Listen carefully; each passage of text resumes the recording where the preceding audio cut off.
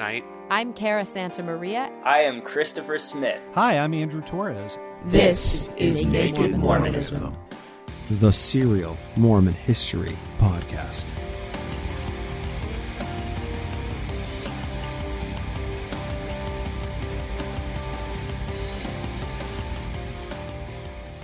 Before I went into podcasting, the job I was working had this general manager, and he knew anything and everything about how the company worked. You know, he was always the go-to guy when anybody had a question or needed, help with something. Maybe some of you, have coworkers like this. This guy knew everything about how the company worked from top to bottom. He'd been there for over a decade and a half, helping to build the company, establishing rapport with clients, and, learning and optimizing every single day that he worked there. This guy quit a year and a half into my time there, and the void left behind simply couldn't be filled by one person. A person under him was promoted to fill that position, but he was so overwhelmed that a new hire from the outside with management experience had to be brought in to help, kind of pick up the pieces and fill that void. Wreck-it Bennett leaving the church in 1842 wasn't just a nightmare for the exposés and the public outcry stemming from those exposés. Bennet held so many positions of consequence in Nauvoo. Wreck-it Bennett was the glue that held a lot of Nauvoo government and military together.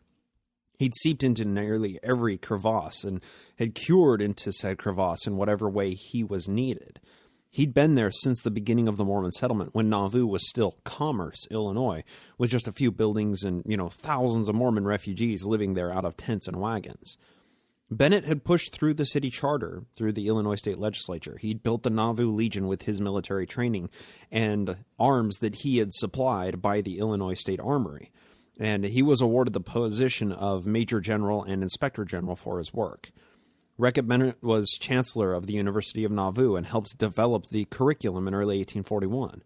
He worked with Crazy Willie Smith and the Wasp, along with Don Carlos Smith and later Willard Richards and John Taylor in the Times and Seasons, in order to publish a constant stream of propaganda to combat any negative press coming out of other newspaper syndicates.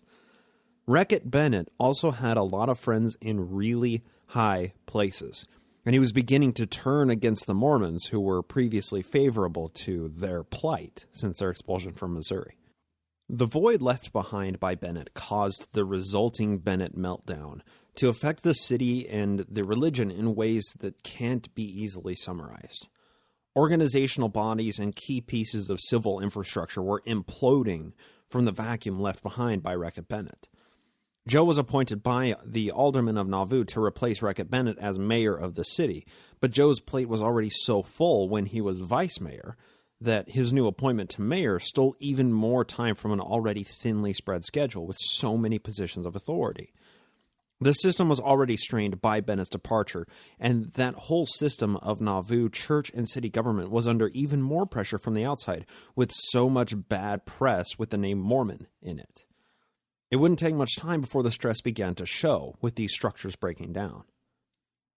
Today, we're going to talk about 3 Bennetts in Nauvoo Mormonism.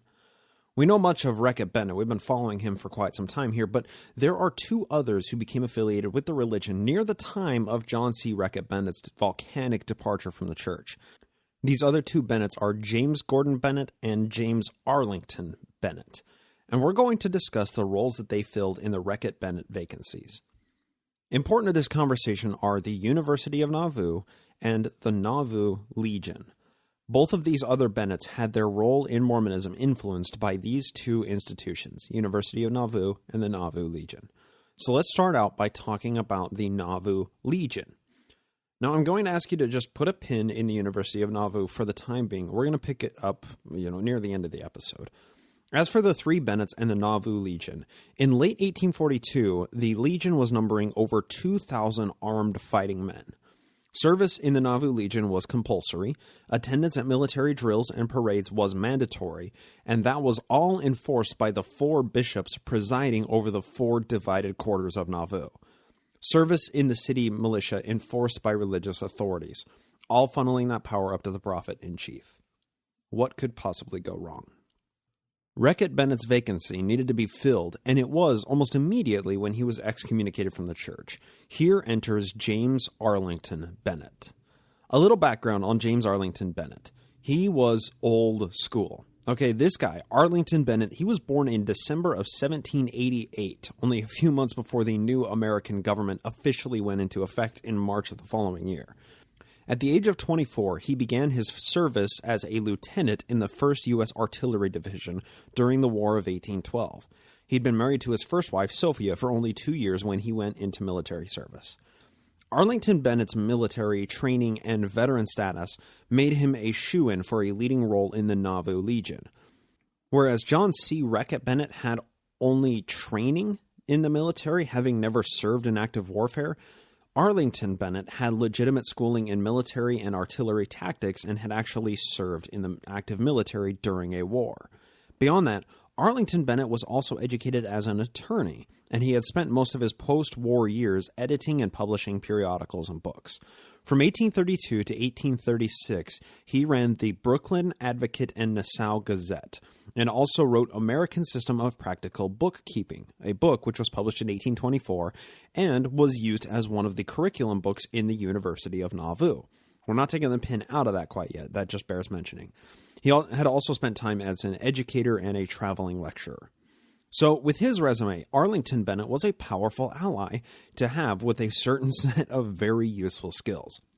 Wreck-it Bennett began his departure from the church in April of 1842 and was officially excommunicated in May.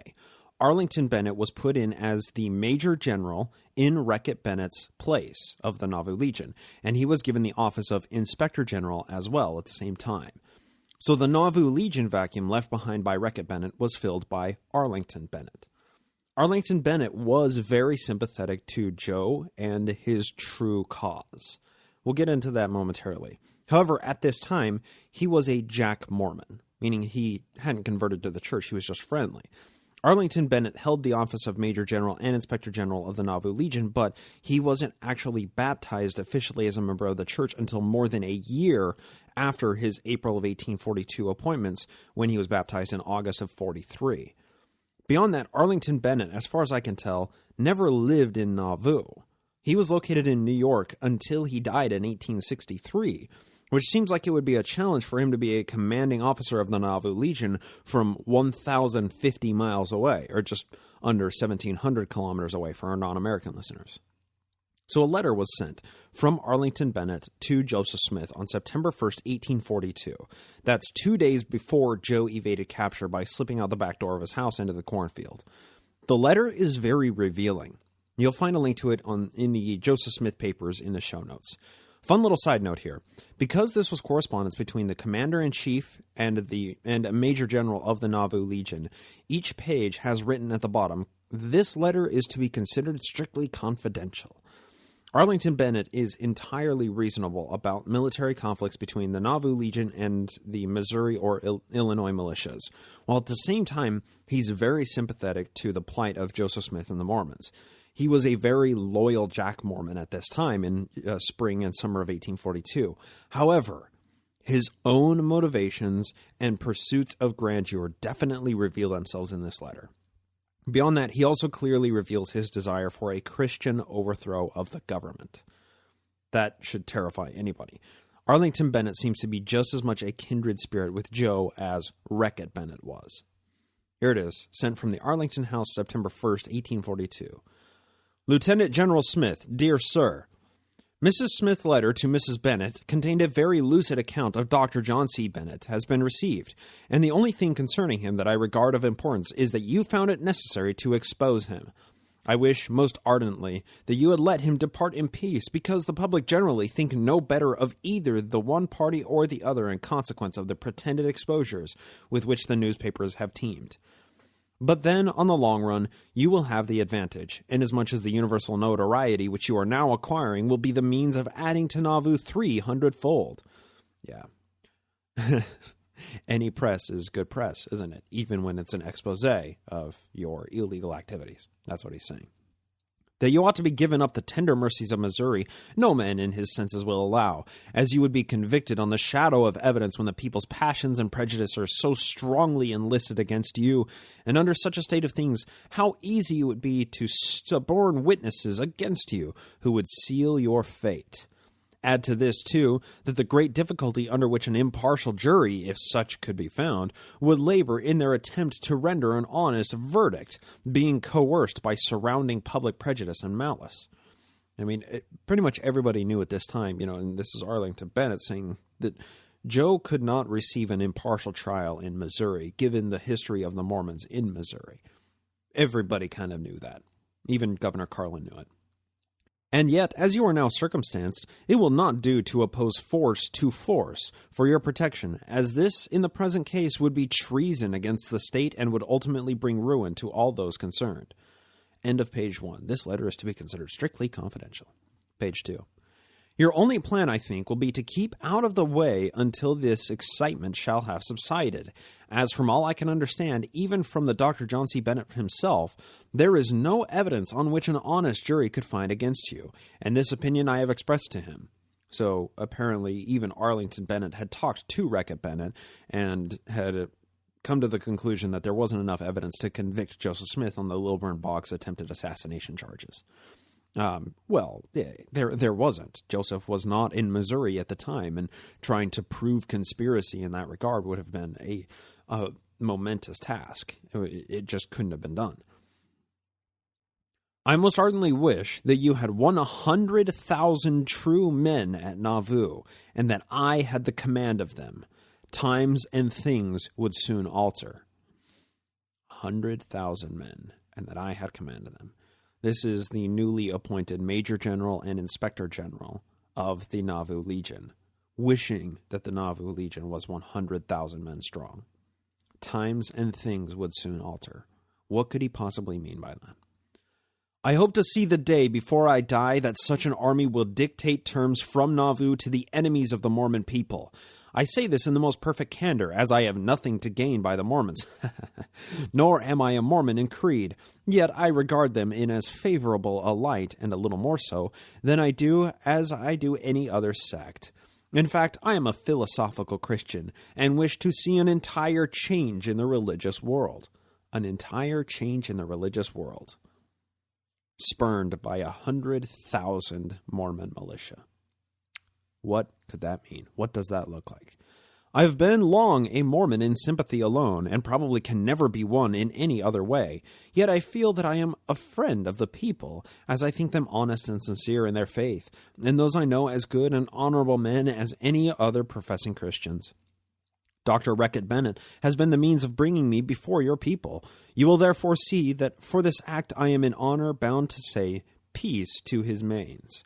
To act otherwise would be ungrateful and dishonorable, both of which qualities are strangers to my nature.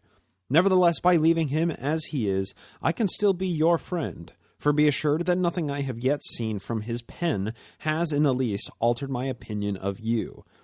I will know what allowance to make in such cases. Dr. Wreck-it Bennett and Bachelor are delivering lectures in New York against you and your doctrines and asserted practices in Nauvoo. Elder Lucian R. Foster told me this forenoon that the seats have been torn to pieces out of his church in Canal Street, and that the congregation had to move to another place. Now that's pointing out that the public lectures that Wreck-it Bennett was delivering out there was causing people to uprise and riot against the Mormons and rip the benches out of their churches. Now, I haven't seen any corroborating evidence of this. It may have happened. Now, Lucian R. Foster was a Mormon elder in New York, and I don't know if this actually happened. I'm sure there is evidence out there to corroborate it. I'm just saying that I've never seen it. Continuing on. I intimated to you in my last that James Gordon Bennett, that's our other Bennett, of the Herald was about to publish conjointly with the Doctor, that's Wreck-it Bennett, his book of exposures, but since have learned that it is about to come out in Boston. He expects to make a fortune out of it, and I presume he needs it, but I feel sure that it will only make converts to the Mormon faith. He has borrowed largely from Com Morris's lascivious poems. Okay, so we're going to get into this in a minute, but James Gordon Bennett at the time was the owner of the New York Herald. That's why he said, I intimated to you in my last that James Gordon Bennett of the Herald was about to publish conjointly. And Dr. John C. Wreck-it Bennett was trying to contract with James Gordon Bennett to publish his expose book. However, James Gordon Bennett, thinking that both of them would, make a fair amount of money out of it. Now, granted, Wreck-it Bennett did make a fair amount of money from his expose, but James Gordon Bennett had his loyalties questioned to Wreck-it Bennett's cause because, well, he was starting to align himself more with the Mormons. Regardless, any time that the Mormons were in print and, the New York Herald had been covering the Mormons for years, any time the Mormons were in headlines, those papers sold like hotcakes. So even if Gordon Bennett wasn't publishing Wreck-it Bennett's expose, he was still going to gain a lot more followers and a lot more readers who were trying to learn about the Mormons. So everybody stood to gain from publishing exposés and articles about Mormonism. To finish out the letter, a general order signed by Hugh McFall, Agent General and authorized by you, has this day appeared in the Herald, ordering me to repair to Nauvoo to take command of the Legion and to bring with me Brigadier General James Gordon Bennett, which states that if the requisition be persisted in, blood must be shed. I have assured Bennett of the Herald that I deem it a hoax, but he insists upon it that is genuine. My reply to it has appeared today in that paper. I have there stated that I have written to Governor Thomas Carlin for instructions. This is not so. It is only a ruse.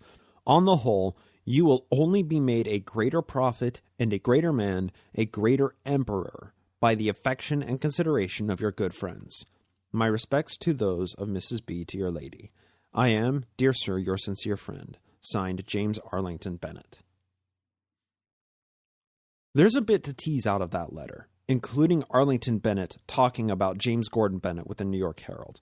Now, as I kind of just teased it, we're going to be getting into that in a minute once we introduce James Gordon Bennett with a little bit of background. First, this letter. Arlington Bennett began with telling Joe that his best option is to remain in hiding until all of the heat blows over. He also says that Joe has been wrongly branded as responsible for the Boggs assassination attempt and that no court would find in his favor because they were all prejudiced. Then the letter turns. Arlington Bennett tells of his sympathies towards the Mormons and that he's a quote-unquote philosophical Christian who wishes to see an entire change in the religious world. Consider that within the context of the remaining paragraphs in the letter. With respect to the generated conflict as a result of the Wreck-it Bennett exposés, Joe sent a letter to Arlington Bennett to come take command of the Nauvoo Legion. Apparently, Arlington Bennett was accused of corresponding with Governor Carlin about this matter, which he said it was all a ruse. But if somebody is going to take command of the largest private militia in your state as a governor, you should know about that. And you should at least have a meeting with that person to learn what their intentions are. It strains credulity to think that Arlington Bennett and Governor Carlin hadn't been in touch prior to Joe sending that letter to Arlington Bennett, telling him to get out to Nauvoo and to take control of the Legion. But the crowning jewel of this letter is the way that Arlington characterizes what will result from all this public conflict. On the whole, you will only be made a greater prophet and a greater man, a greater emperor, by the affection and consideration of your good friends. Near the beginning of the letter, Arlington Bennett had said that he most ardently wished that you, Joe Smith, had 100,000 true men at Nauvoo, and that I had the command of them. Times and things would soon alter. That, taken within the context of the letter and what he said after that, I hope to see the day before I die that such an army will dictate terms from Nauvoo to the enemies of the Mormon people.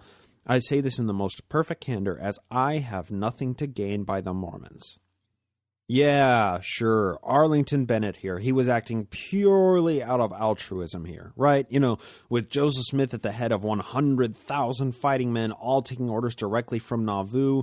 It's not a Washington, but an Arlington at Joe's right hand. Arlington had nothing to gain by the Mormons. Nothing whatsoever. Are you kidding me? Those are things that he wrote down in a letter. I mean, come on. Those were thoughts he had. Then he wrote them. Then he sent this letter to Joe after he had those thoughts. We can already see at the onset that Arlington Bennett is being dishonest with his intentions. The veil is really thin with this one. With the most perfect candor, I have nothing to gain by the Mormons. Now on to the final point that he discussed, James Gordon Bennett, our third Bennett of this episode. Let's get a little bit of background on this guy to put what Arlington Bennett said about him making a fortune into context. James Gordon Bennett was born in 1795 to a Roman Catholic family in Scotland. He immigrated in 1819 to Canada and began teaching school there. He soon moved to Portland, Maine, and taught school there briefly before the next year when he moved to Boston, Massachusetts, and taught school there as well. James Gordon Bennett went to work as a proofreader and bookseller for the Charleston Courier in South Carolina before moving back to the New England area, where he worked as assistant editor for the New York Courier and Enquirer. This was Gordon Bennett's longest time working as a newspaper writer and editor before he finally started the New York Herald in 1835 during the Kirtland era of Mormonism. Now, Gordon Bennett's New York Herald became home to a few firsts in early 19th century printing practices. Gordon Bennett's first big story that drew in a deluge of readership was a violent murder of a prostitute in 1836. After that, Gordon Bennett went on to pioneer frequent pictures in paper by using woodcuts to print said pictures in the paper. The ease and speed with which woodcuts could produce pictures in newspapers was literally cutting-edge technology in the 1830s, and Gordon Bennett was one of the first national newspapers to regularly print pictures with this new revolution in printing. Because his paper became so widely circulated by the late 1830s, Gordon Bennett was actually the first ever reporter to get an exclusive interview with a sitting U.S. president. That was Martin Van Buren, then in 1839. However, before Gordon Bennett started the New York Herald, he had gained notoriety as an extremely respected reporter. He traveled a lot and reported to local newspapers what he discovered during his travels. His first run-in with the Mormons was in New York in 1831, barely a year after the religion had begun. He met with a number of Mormons and reported his findings in a two-part article on August 31st and September 2nd of 1831 under the title of Mormonism, Religious Fanaticism, Church and State Party. This article is fantastic. Leonard Arrington wrote a scathing article about this 1831 articles in a BYU Studies Quarterly paper in September of 1970. Leonard Arrington chose to reprint both of Gordon Bennett's articles in their entirety in his article, and he concludes with a judgment call on the part of Bennet. This is what Arrington said about James Gordon Bennett. Quote, James Gordon Bennett's eagerness to break into print before he had all the facts straight is not untypical of his own career, nor of that of the propensities of leading journalists of his age. Considering the state of transportation and communication in antebellum America, newspapers were able to get away with ambiguous writing, if not palpable falsehoods. Fake news! This partly accounts for the pertinacity with which early Americans held onto the false and damaging image of Mormonism conveyed by Bennet and other writers and publishers. End quote. Just what did Gordon Bennett report that Arrington considered to be ambiguous or palpable falsehoods? Well, Gordon Bennett was one of the first reporters to notice some powerful trends within Mormonism before Joe had even 500 followers. Here are a few extracts from those 1831 articles, and we'll discuss why this is all important momentarily.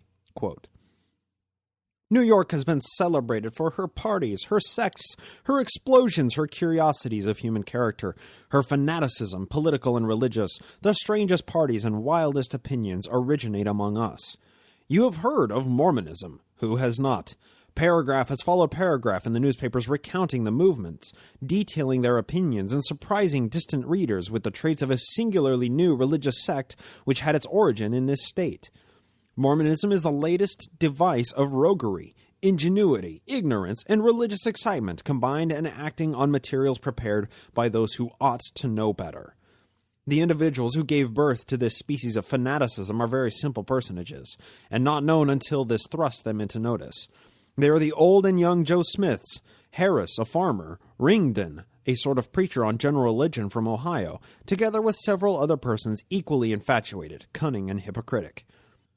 Young Joe, who afterwards figured so largely in the Mormon religion, was at that period a careless, indolent, idle, and shiftless fellow.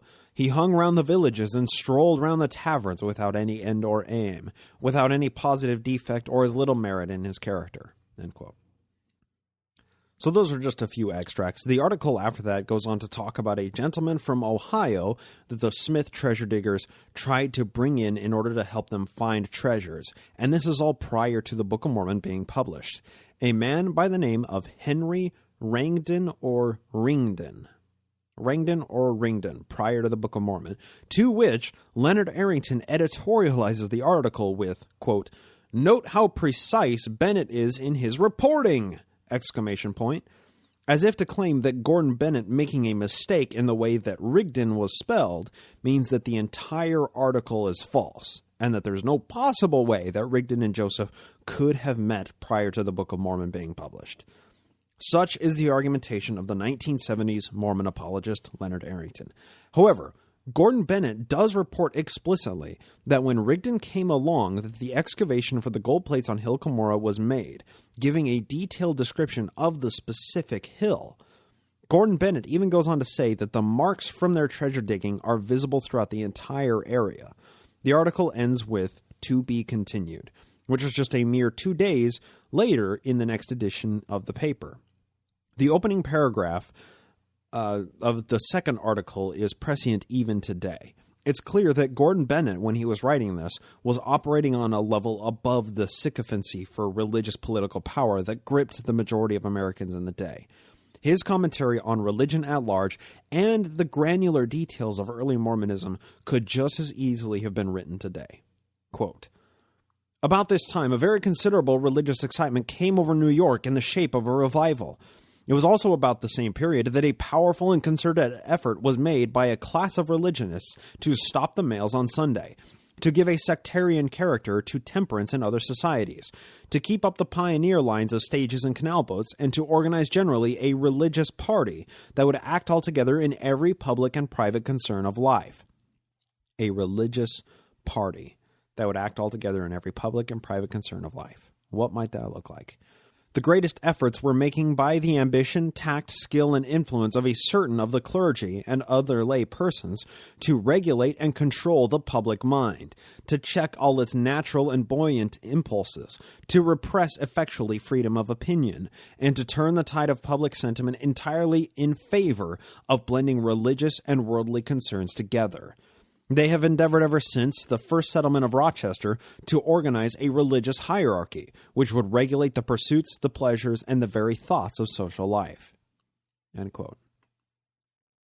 What would that be like? To have religions suppressing freedom of thought and regulating and controlling the public mind, influencing in politics and all that fun stuff.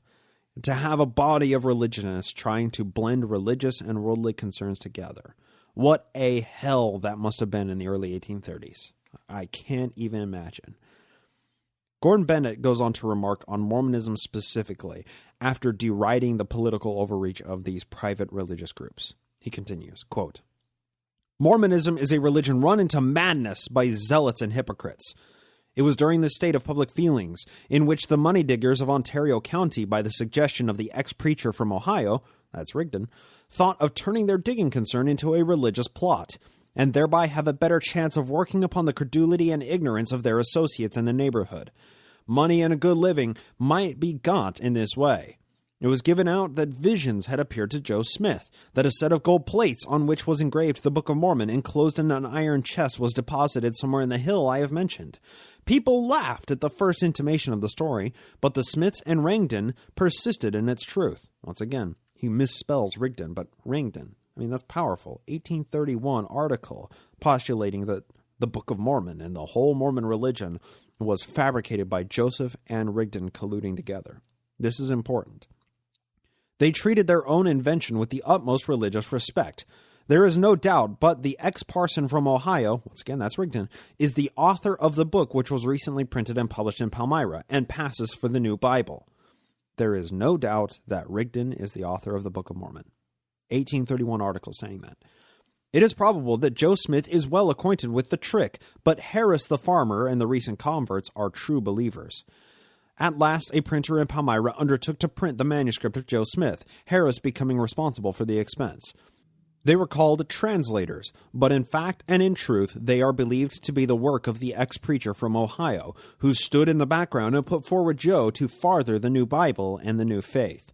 Such is a brief view of the rise and progress of the Mormon religion, one of the strangest pieces of fanaticism to which the ill-advised and the worst regulated ambition and folly of certain portions of the clergy in the western New York ever gave birth. What a lesson it ought to teach us." End quote. What a lesson indeed, Gordo. This was published 3 years before Eber Howe's Mormonism Unveiled, which really detailed all of the claimed facts about the Rigdon and Joe authorship collusion theory. This article from 1831, one of the first major exposés of early Mormonism, reveals that Gordon Bennett held absolutely no ideas in his mind that Mormonism was true by any stretch of imagination. So why was that 1831 exposé by Gordon Bennett important? First off, it illustrates his career in journalism and publishing prior to his establishing the New York Herald 4 years after this in 1835. Further, it establishes that he was no friend of the Mormons throughout the 1830s. Right? The New York Herald published multiple articles throughout the 30s covering the Mormons in Ohio and Missouri. The Herald consistently ascribed Book of Mormon authorship to Rigdon, as Gordon Bennett had done in 1831, the exposé we just read. And the Herald saw the religion through purely naturalistic lenses, as perfectly illustrated in that article we just read. The Mormons were deluded religious zealots led by a despot in Gordon Bennett's eyes.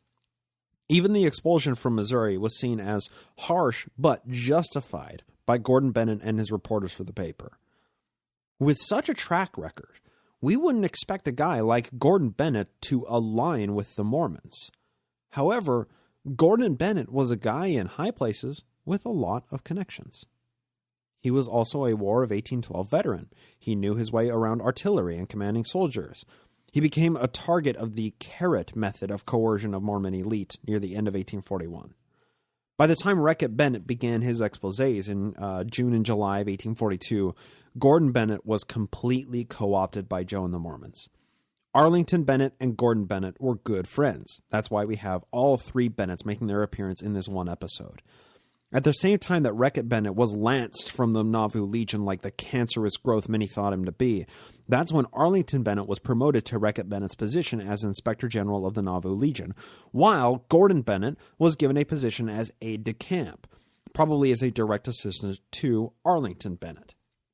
At the same time Gordon Bennett was given this aide-de-camp position in the Nauvoo Legion, the New York Herald coincidentally experienced a major shift in its tone concerning how it reported about the Mormons.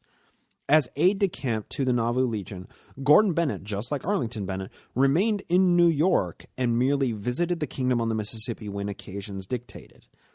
Given these circumstances, Arlington Bennett published a letter that he sent to Gordon Bennett on the 31st of August, 1842, which Gordon Bennett published in his New York Herald, which Wreck-it Bennett published in his exposé book.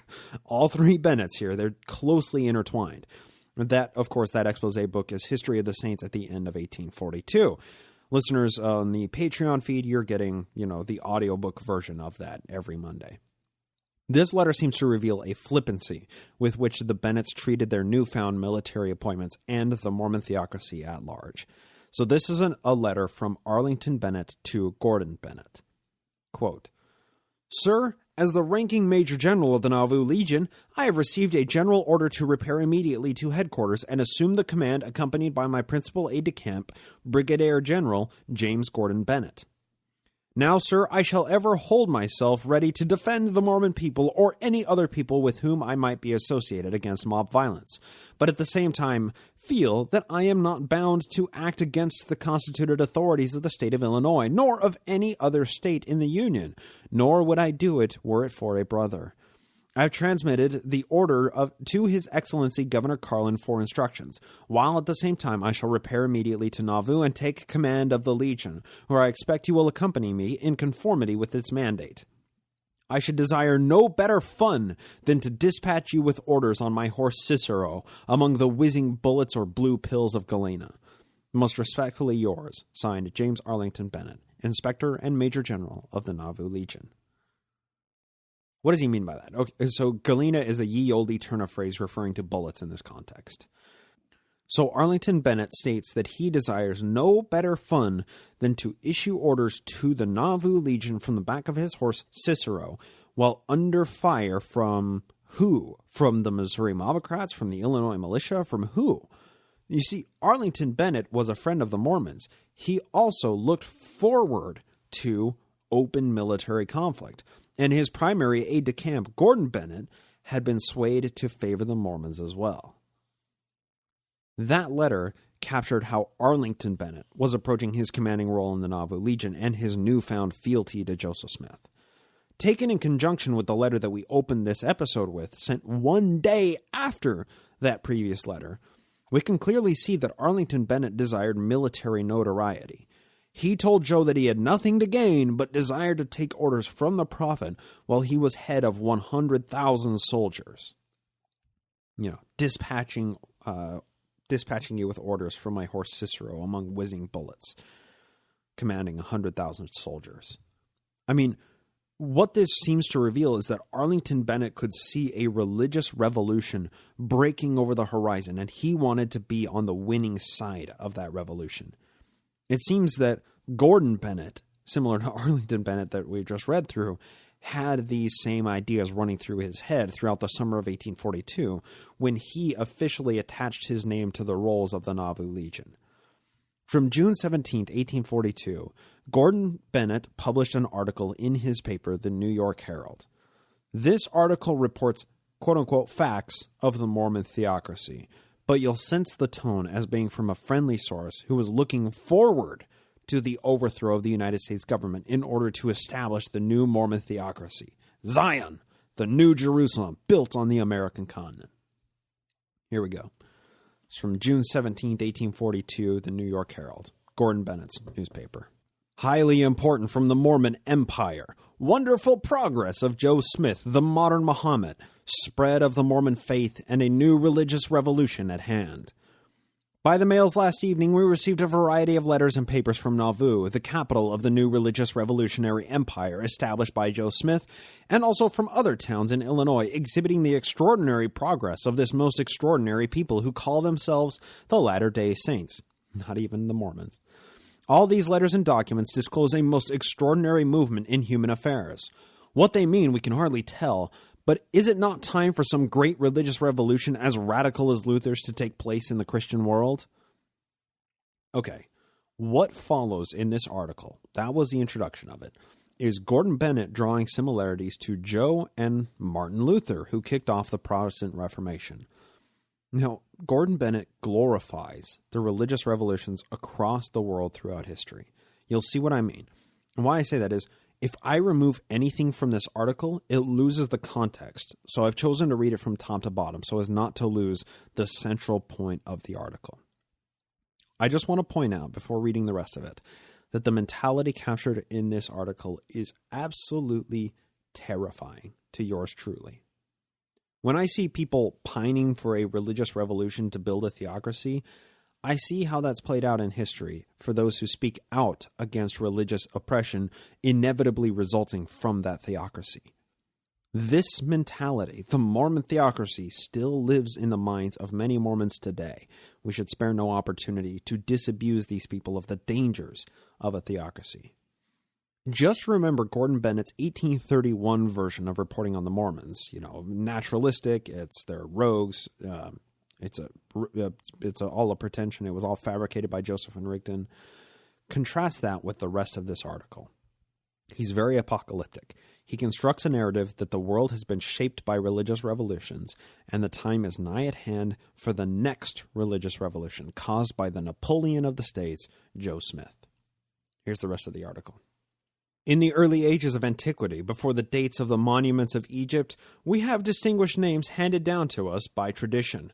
Brahma, Vishnu, Confucius, Zoroaster, Isis, Osiris, including Adam, Seth, Noah, Abraham, were the master spirits of a great antiquity throughout the ancient world. In later times, we have Moses and the prophets, Peter and Paul and the apostles of Christ, and even Muhammad, who acknowledged the truth of Christianity. Each of these movements was a religious revolution, but that which followed the time of Adam, Seth, Noah, Abraham, Moses, Christ, and the apostles has developed the only true system of morals, of belief, of revelation, of prophecy, of man, of God, of eternity. When the Christian church was overwhelmed with the follies and superstitions of Rome, and the 1,000 quarreling sects of monks and idlers, a fresh spirit arose in the world. A spark came down from heaven. Luther lifted up his voice, and a religious revolution started at his word, and renovated Christianity. But a new age has come. A fresh infusion of faith is required. A strong impulse is rendered necessary.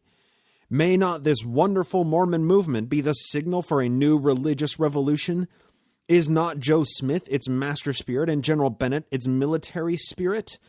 The vast progress of the last century in art and science through steam and type has changed the nature of man and society.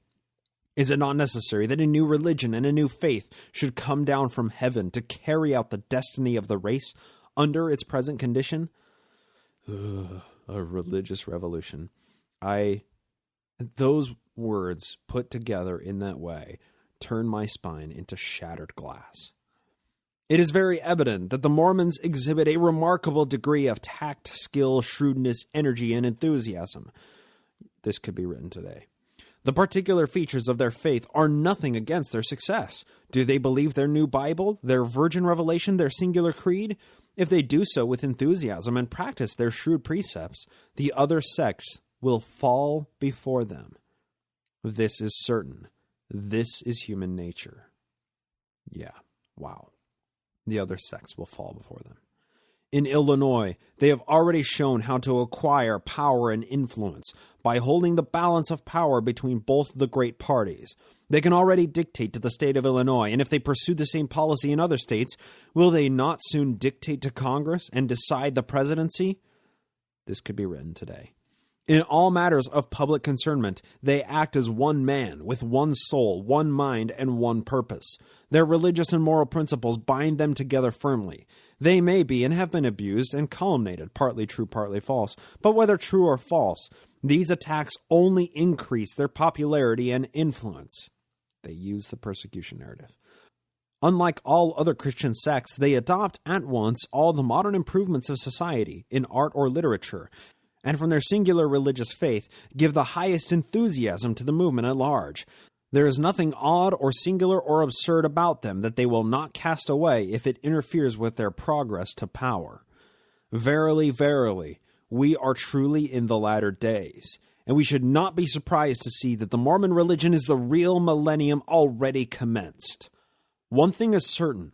The Mormons are so constituted that they will swallow up all the other lukewarm Protestant sects, and the moral and religious world will be divided between the Pope and the Catholics on one side, and Joe Smith and the Mormons on the other. The oyster is opening, and will soon be equally divided. This mentality is pure, unadulterated evil. The idea that a religious revolution is a good thing, not just a good thing, but an absolute necessity to move the world forward, is disturbing, to say the least. And I've frequently tangled with people who have this mentality on social media with the hashtag DesNat many times. My main question to these people every time is, where do apostates and Gentiles live in this theoretical Deseret nation? Where is their place in the Mormon theocracy? If history teaches us anything, it's that non-believers don't belong in theocracies. Believers in other religions have no place in theocracies. What happens to those non-believers, those infidels, those apostates, when they refuse to conform to the de jure religion of the theocracy? They die, usually in horrific and torturous ways. Anybody advocating for a theocracy of any kind, or a religious revolution as Gordon Bennett was in 1842, they are, by extension, advocating for genocide, even if they aren't aware of it. So now it's time to pull the pin out of the University of Nauvoo. I said at the top that it would play into the three Bennetts. So how does it factor into this chaotic milieu of shifting military leaders and Jack Mormons? First, a little bit of background on the University of Nauvoo. It was established as one of the line items in the Nauvoo City Charter that was passed at the end of 1840. Susan Easton Black wrote a great article on it titled The University of Nauvoo, 1841-45. You'll find a link to it hosted on the BYU Religious Studies in the show notes. Quote, Joseph said at the university component of the charter, quote, "We hope to make this institution one of the great lights of the world, and by and through it to diffuse that kind of knowledge which will be of practical utility and for the public good and also for private and individual happiness." Back to Susan Black. Structure of the university. On February 3, 1841, the first meeting of the Nauvoo City Council was held in Joseph Smith's office. At the meeting, the council voted to establish the University of the City of Nauvoo. According to council minutes, the university was to be a self-governing entity that would provide educational opportunities for adults and children in Nauvoo. The university was charged with all education in town, university, seminary or secondary, and common schools. Supervision of the three educational levels was given to a chancellor, registrar, and board of regents. Later, other administrative offices, trustees, wardens, directors, and examiners were added. 77 men served in an administrative function in the University of Nauvoo. In retrospect, the top-heavy administration had too many leadership layers to successfully implement all administrative directives. Ideas generated at a low level of the vertical structure were slow to reach the top officials of the hierarchy. Kind of like church today. The City Council appointed Bennet, that's Dr. John C. Bennet, as University Chancellor and William Law as Registrar. The council selected and appointed 23 men from its ranks to serve on the Board of Regents, among whom were Joseph Smith, Sidney Rigdon, Hiram Smith, William Marks, Samuel H. Smith, Daniel H. Wells, and Newell K. Whitney. This multi-tier governing body was autocratic and operated in a strict line of authority. It also had uncontested power of perpetual succession. On February 9, 1841, just 6 days after being appointed, members of the Board of Regents met at Joseph Smith's office. There, the board established laws and ordinances necessary for the welfare of the university, its officers, its faculty, and its students. The laws and ordinances were in compliance with the laws of the state of Illinois and the U.S. Constitution. In August 1841, the first succession of higher education began in Nauvoo. Classes were held in a loosely knit upper and lower university campus. On the upper campus, classroom instruction was given in private homes and in public structures such as the Concert Hall and the Nauvoo Temple. On the lower campus, private residences and the more public Masonic Hall, 70s Hall, and Joseph Smith Store were used as places of learning. Several adults participated in university classes, although a record of their attendance has not been preserved. The absence of records suggests that attendance was not a requirement for university enrollment. Professors received a percentage of the taxes levied against property owners in Nauvoo. As for textbooks and other scholastic necessities, students bore the expense. Although the fees varied from 50 cents to $10 per course, few students purchased the requisite texts or other classroom necessities. Matriculating students did not receive a university degree for successfully completing coursework because a curriculum leading towards graduation was never developed. End quote. That final point is important. Keep that in mind, that a curriculum leading towards graduation was never developed. We'll get into it momentarily. So interestingly, the University of Nauvoo was one of those ideas in Nauvoo that was started but was never chased to completion. Much like the canal through the middle of town, the Nauvoo House, the Nauvoo Temple, the University of Nauvoo in 1842 was an accredited university by virtue of being written into the city constitution, but it didn't have any graduates. Beyond that, the regents had full control over the curricula and required books, 2 of which were books written by James Arlington Bennett. But there was no structured system to advance students to graduation. This was a fly-by-night school system. As Susan Black said, most membership roll books were not preserved since then. Either that or they were never recorded in the first place because the term quote-unquote organized, that isn't a trait that strikes me when it comes to anything in Nauvoo Mormonism. Just because the University of Nauvoo didn't have the system in place to actually graduate students, it didn't stop the school from issuing state-accredited degrees to anybody it saw fit, or anybody who did the Mormons a favor of some kind. Accordingly, our 2 new Bennetts, James Gordon Bennet and James Arlington Bennet, were awarded honorary degrees through the University of Nauvoo. Another letter printed in Wreck-it Bennett's expose, History of the Saints, is addressed to James Gordon Bennett, and it treats this newly acquired doctorate of law degree with some kind of flippancy. To James Gordon Bennett, LLD.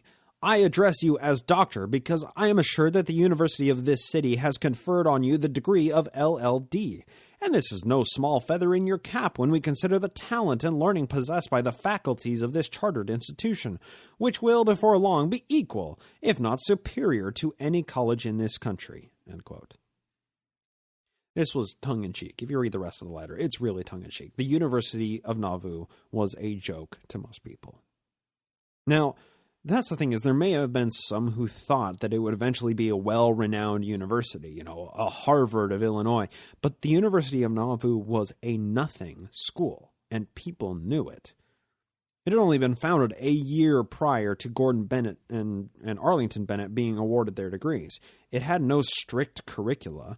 None of the teachers were nationally renowned in their field or experts of any kind. Classrooms were overcrowded. The vetting process for teachers was just a meeting with the regents who rubber-stamped nearly anybody through who wanted to teach, and it hadn't actually graduated anybody in the year and a half that it was operating by late 1842 when this letter was sent. The University of Nauvoo was simply a joke. It may not have been totally viewed as such to Nauvoo Mormons then, but most of the Gentile world outside of Nauvoo likely held no illusions that it was anything other than a farce.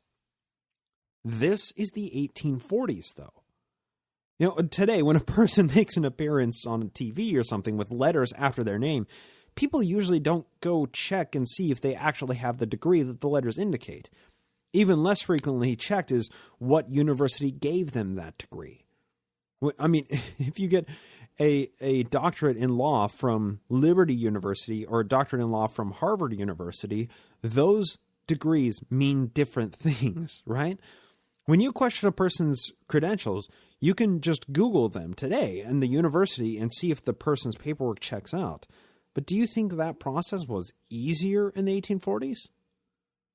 I mean, so the University of Nauvoo had a board of regents, professors, a university chancellor, and William Law was registrar. As the organization continued to develop, trustees, wardens, directors, and examiners were added.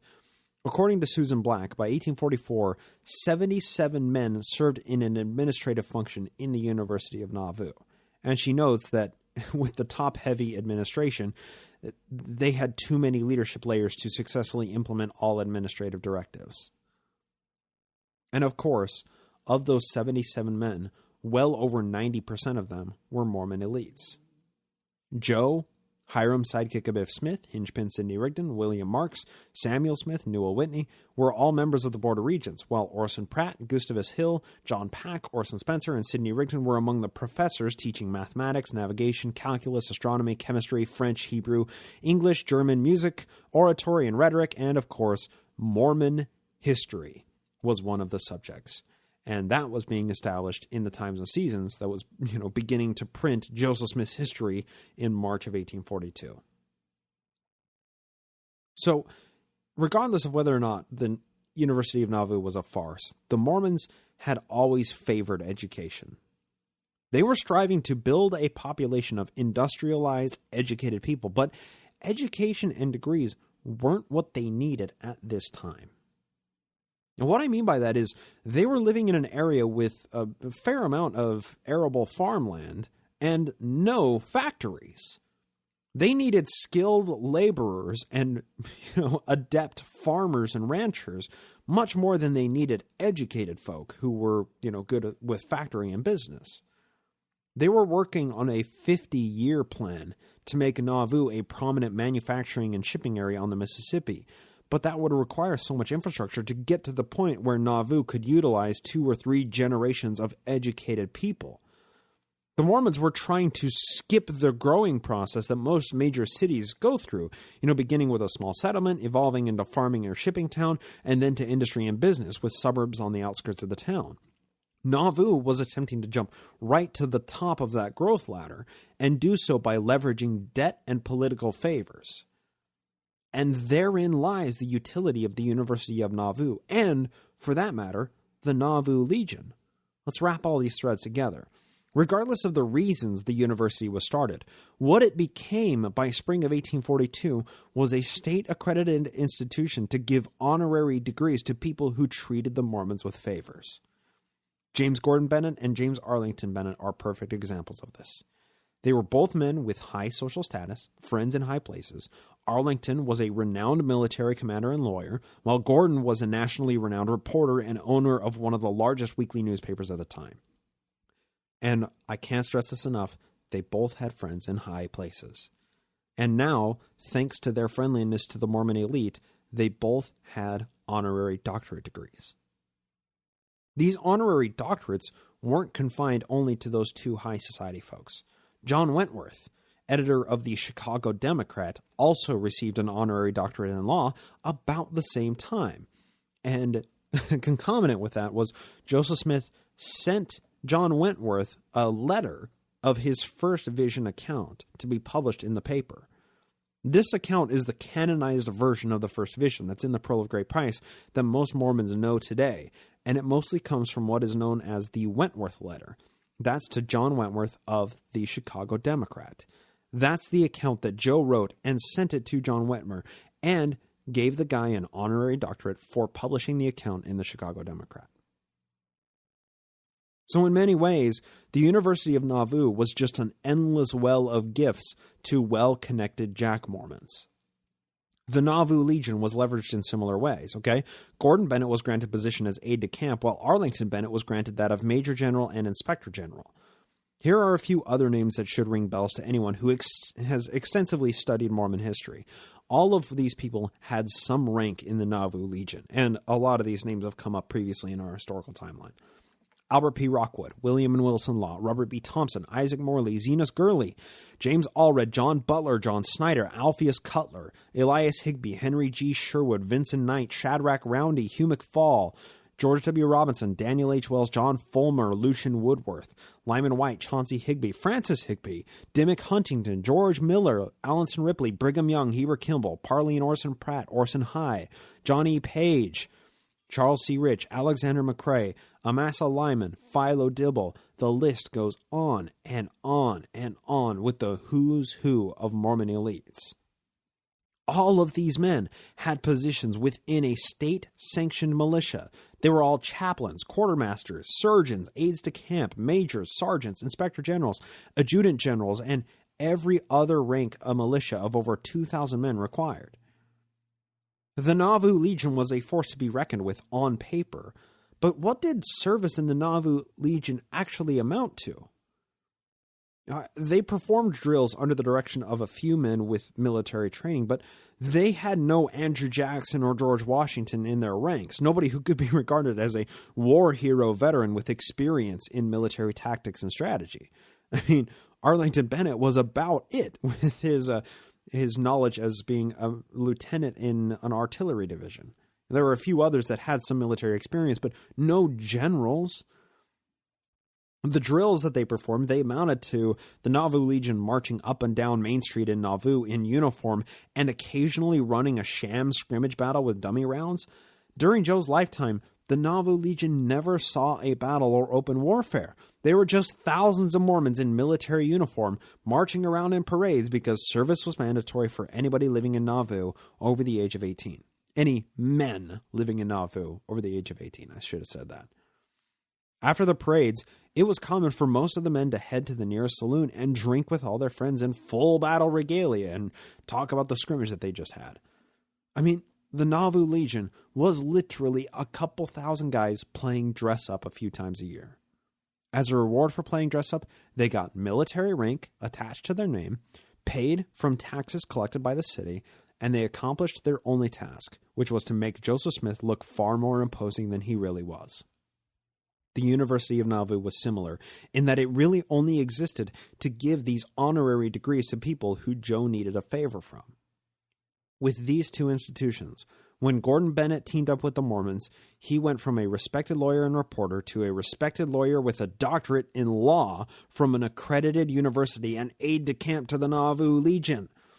Bolstered his resume just by, publishing a few friendly articles about the Mormons. And because Gordon Bennett was friends with the Mormons and published the articles they wanted, suddenly he had a few hundred new subscribers to the New York Herald because Mormons were a hot subject. You publish it, people come in droves to buy your papers. Gordon Bennett's back was thoroughly scratched by the Mormons. Arlington Bennett was similar. He was a man with major military aspirations of taking over the country, who went from being a washed-up War of 1812 veteran as lieutenant in an artillery division who published a small paper to being a major general and inspector general of a large state-sanctioned militia with a doctorate in law from a state-accredited university. Arlington Bennett's back was thoroughly scratched as well. A university that doesn't graduate anybody, and a militia that doesn't fight any battles. What are they good for? Status. Social status. That's it.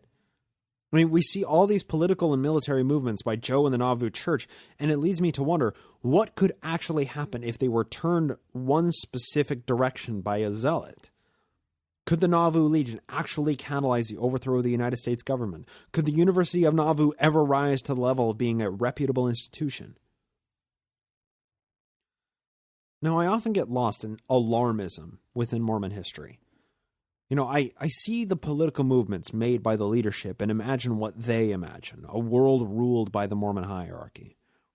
I see Joe running for president and establishing his ruling council of 50, and I understand the end game behind doing so, and I can't help but think what that world might look like. But when you do a podcast about a single topic for long enough, it gets to a point where most issues boil down to a few fundamental points that seem to underlie so many of the issues discussed. Mormonism's influence in politics for its entire history is one of those bedrock issues. I see Joe running for president and see what he wanted to accomplish, and I can't help but wonder how much those institutional aspirations still exist within the church today. The University of Nauvoo was a joke. 4 internationally recognized universities bearing the name of Brigham Young are no joke, and they similarly have granted honorary doctorates to people like Orrin Hatch. The Nauvoo Legion may not have ever fought in a battle during Joe's lifetime, but the Nauvoo Legion under Brigham Young's leadership exterminated thousands of Native Americans, massacring hundreds of them in single battles. The Nauvoo Legion may not exist in any form today, but a state full of sleeper cells, with basements full of food storage and guns, it's a powerful wild card to hold in your back pocket, especially when they all follow the prophet. Joseph Smith was assassinated during his presidential campaign, but if not for a number of factors out of his control, Mitt Romney got dangerously close to being the first Mormon presidents, and Mormons are woefully overrepresented in politics with respect to their actual slice of the American population. As is always the case, history has an uncanny ability to forecast possible trends for the future. The history of Mormonism is not pretty. I can't see how its future will be any different.